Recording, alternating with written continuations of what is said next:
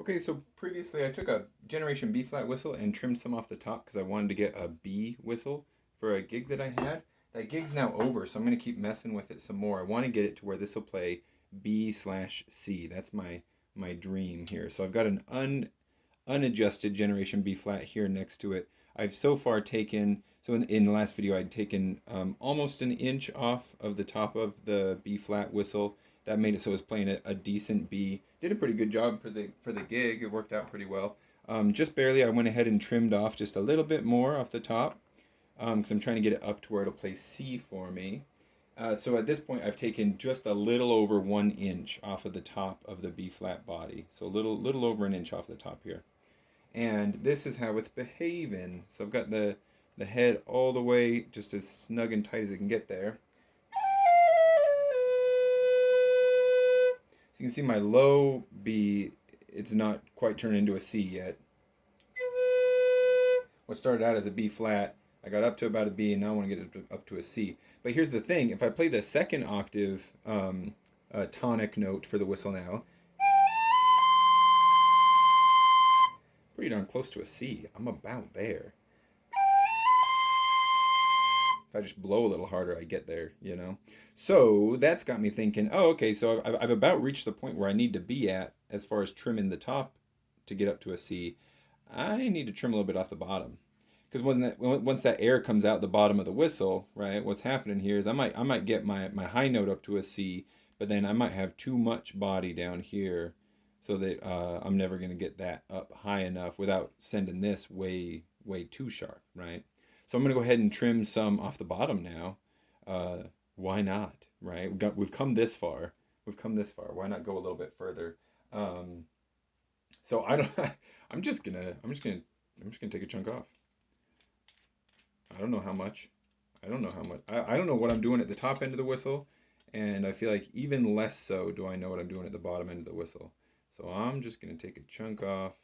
That looks like a decent sized chunk. So I'm gonna start real light. Try to not. Oh, yep. See, I knew. I knew. Look at me turn it back the other way as if that's gonna change anything. This first turn, it's always a trick to get it snug enough that it won't start threading, but not so snug that it bends, dents the whistle. You know, I don't want to put a bend in it. I'm kind of threading up there, but I think I'm starting to straighten out now. Yeah, there we go. Now we're starting to straighten out. That's okay. So we're going to lose a bit of a bigger chunk than I, even in my hasty, ham-fisted way, was going to take off. So we're really going for it here.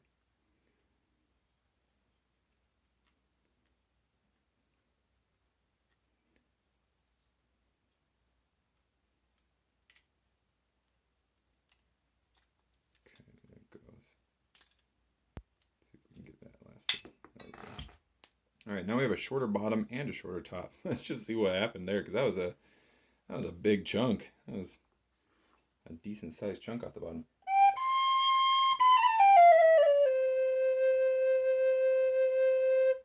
Not bad.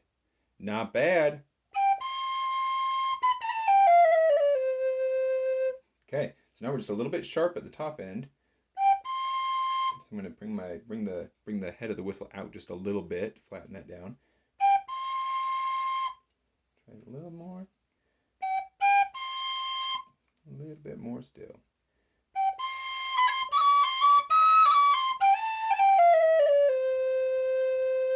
And so getting flat enough for the top end, we're now a little too flat on the bottom end.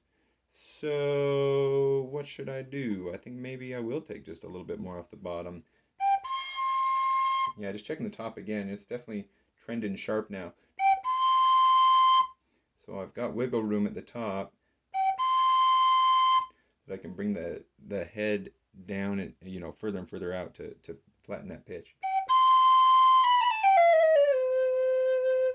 But then I end up a little flat at the bottom.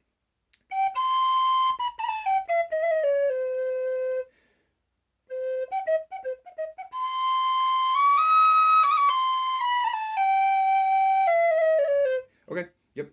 Gonna take just a little bit more off the bottom then. Well, let's see how it goes. So far, let's see, that first chunk I took off was I'll be slightly precise about this whole thing in case it's useful info for anybody. That was 15 millimeters exactly.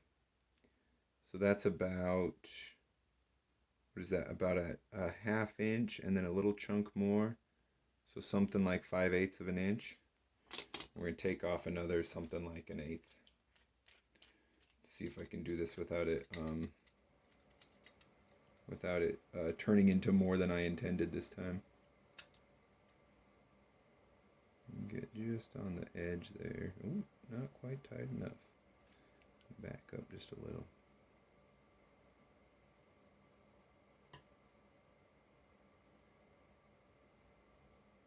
It's funny, it's interesting that doing it right on the edge here, I can see, maybe this is why it started threading at times. I'm just, like, I'm able to kind of angle the whistle a little bit up and down, and so if I'm not careful to hold that really, really straight, I think that's what is causing the threading when that happens, until it's got a good bite into the whistle where it can stay in its own track. Yeah, that's tricky. This is real riveting material to be watching, I'm sure. I figure I could trim this out, or I can speed it up, but maybe I'll just leave it there because you can always skip ahead as you please. And then if you want to critique my form or something, you know, in order to not make the same mistakes that I am surely making, you've got all the material available to you to do so. Come on, buddy. Just a little deeper there. I think we're starting to make a track now.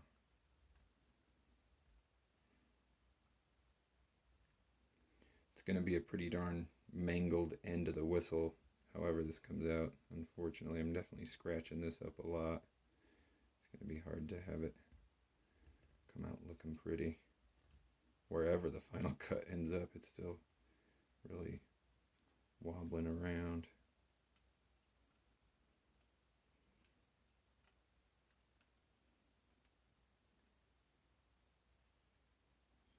Okay, just a little tighter here.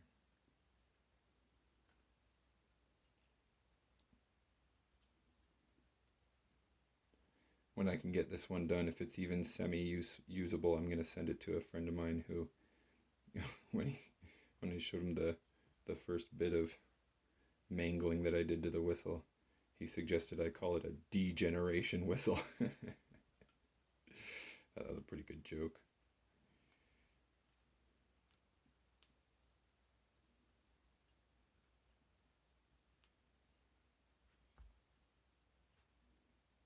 Jeez. Degeneration, deform. I mean, I'm beating this poor thing up. Making a cut so close to an end already, I think, is just, it's a tricky thing to do anyway, and then I'm just not very good at it, and oh, buddy, I'm just mangling this poor whistle. It's for science. Okay. That's a cut, not a clean cut. Dangerous little. Definitely gonna need to file that down a little bit. So we just barely took off another 1, 2, almost 3 millimeters. Am I reading that right? 1, 2. Yeah, about spot on 3 millimeters actually. So there you go. Let's see what that did, and I'll file it down later. Okay, so we were a little bit sharp at the top end, so I got it all the way down as far as I can go. I'm gonna just bring that out just a little bit now. Oh, I can bring it back in a little. Okay, that's pretty close to C at the top end. Still a little flat.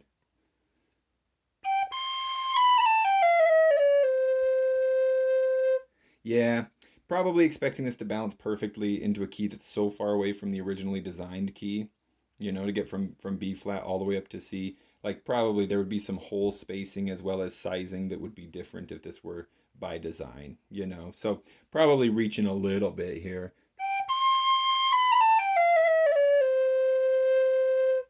But, you know, if you happen to have an extra B flat generation whistle, because you don't want to lose your B flat, of course. It's certainly a cheap way to kind of get close enough ish to some other keys.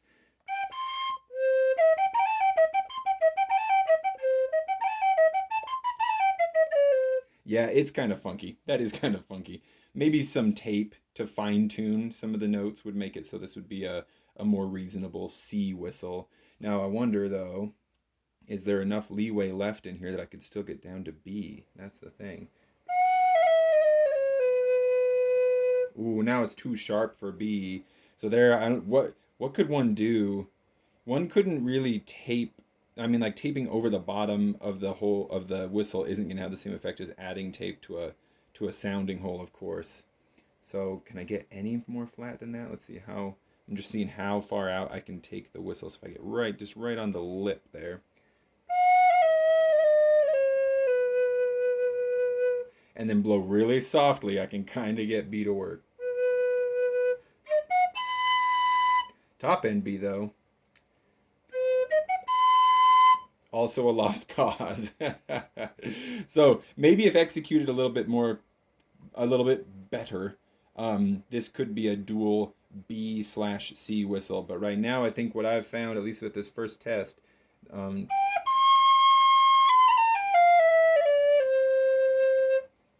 no, I don't think so. I don't think B/C is going to be doable for this particular piece anyway. Might be doable in more capable hands. Might be a doable thing, but there you go. I think I might have fallen prey to the Icarus situation here just a little bit. Overly excited about getting the B flat to play in B. I thought I could get to C.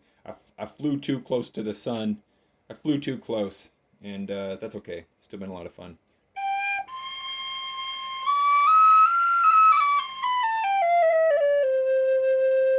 Yeah, yeah, yeah.